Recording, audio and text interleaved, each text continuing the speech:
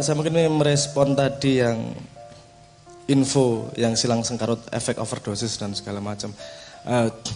Menurut saya apapun kalau terlalu banyak itu beracun.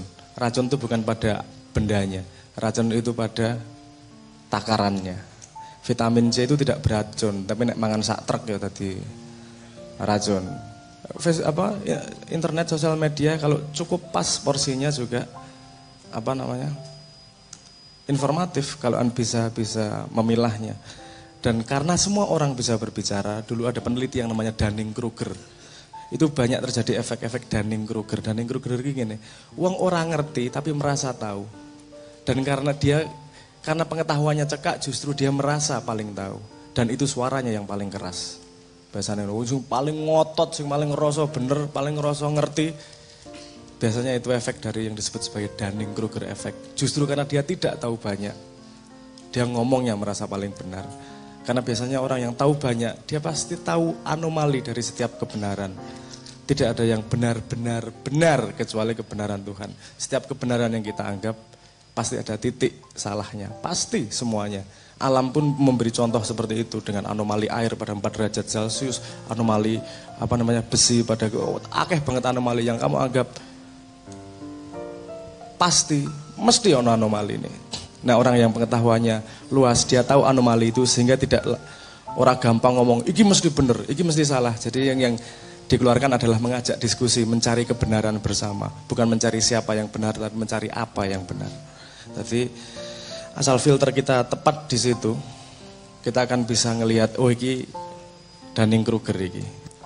Jadi balik lagi saya ingin mengatakan bahwa kita overdosis informasi yang bisa diambil. Jadi filternya harus kita sendiri. Saya ingin merespon personalitas dan identitas. Waktu itu ketika saya ngomongan pertama di Ma'iyah, kalau enggak di Babang Wetan juga, yang saya sebut istilah personalitas adalah apa yang diberikan Tuhan kepada kita tanpa kita bisa menawarnya. Misalnya, nek aku rambutnya keriting, raine ganteng, ini itu saya nggak bisa tawar menawar. Raine ganteng, aku jadi ora percaya dewi, meyakinkan diri dewa ya. Itu kita tidak bisa usul. Warna kulit kan nggak bisa punya pendapat kita. Tahu-tahu dikasih seperti ini. Itu yang saya sebut sebagai personalitas. Yang dikasih Tuhan tanpa kita bisa punya negosiasi. Identitas adalah apa yang kita kumpulkan sepanjang hidup. Contohnya ini, badan kan dikumpulkan dengan apa yang kita makan. Kepercayaan dalam diri, bagaimana kita memandang diri, dikumpulkan dari ilmu yang kita makan, yang kita serap, yang kita asup. Kalau orang dalam lingkungan bapak ibunya dan keluarganya Islam, kemudian dia Islam. Menurut? Karena itu yang diasup dari sekitarnya. Tapi dia bisa suatu saat memutuskan aku ra Islam. Karena aku kurang ngerti Islamku ki Islam tenan atau cuman karena lingkungan. Iki keputusanku padha duda iki. Nah, ada jarak antara personalitas dan identitas. Identitas itu bisa berubah terus setiap saat.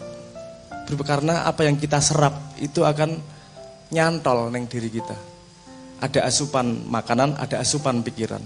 Nek asupannya elek-elek terus, metune ya elek. Nek masukannya api-api terus, sok-sok naif. Jadi kalau di Ma'iyah ini saya merasa kita belajar keseimbangan. Yo apik dipangan, yo elek dipangan, diadon, diaduk untuk menjadi sebuah kesimpulan yang kita yang kita mandiri dan daulat memutuskannya. Ini personalitas dan kenapa kalau Canon ngomong fleksibel toh. Semua rumus tidak berjalan untuk semua orang, rumusnya sama. Kenapa? Karena personalitasnya berbeda tiap manusia. Lahirnya kan beda-beda kabeh. Identitasnya juga dengan modal yang berbeda. Semua orang tuanya beda, lingkungannya beda, pengalaman hidupnya beda. Sehingga rumus dalam hidupnya juga berbeda masing-masing orang. Walaupun kita bisa nyontoh dari orang lain, melihat oh gini, tapi kita harus memodifikasi agar pas dengan kita.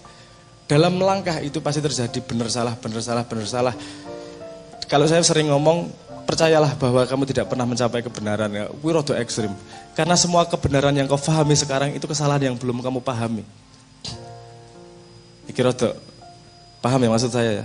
Gue ngerti saiki bener, Tapi dengan pengalamanmu, dengan perkembangan ilmu pengetahuan dan pemahamanmu, iso wae, oh durung bener sing wingi. Iki ana sing luwih bener dan terus sehingga kalau Islam ngajak berjalannya dengan ihdinas siratal mustaqim, tunjukkan jalan yang benar, selalu tambah benar, tambah benar, tambah benar, tambah presisi. Tadinya taunya kilometer menjadi meter, menjadi sentimeter, menjadi milimeter, nano mikro, nano, piko, femto, ato dan seterusnya. Jadi sangat kecil dan sangat presisi. Keluasan berpikir itu membuat kita bisa memahami identitas yang lain. Membuat kita bisa memahami, oh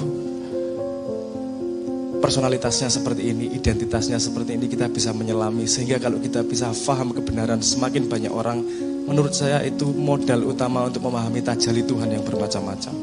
Salah satu cara mendekati Tuhan adalah memahami ciptaannya. Orang gampang bener salah, karena menurut saya kita semua sesama siswa, dan sesama siswa tidak bisa mengisi rapot teman. Yang bisa ngisi rapot cuman Tuhan.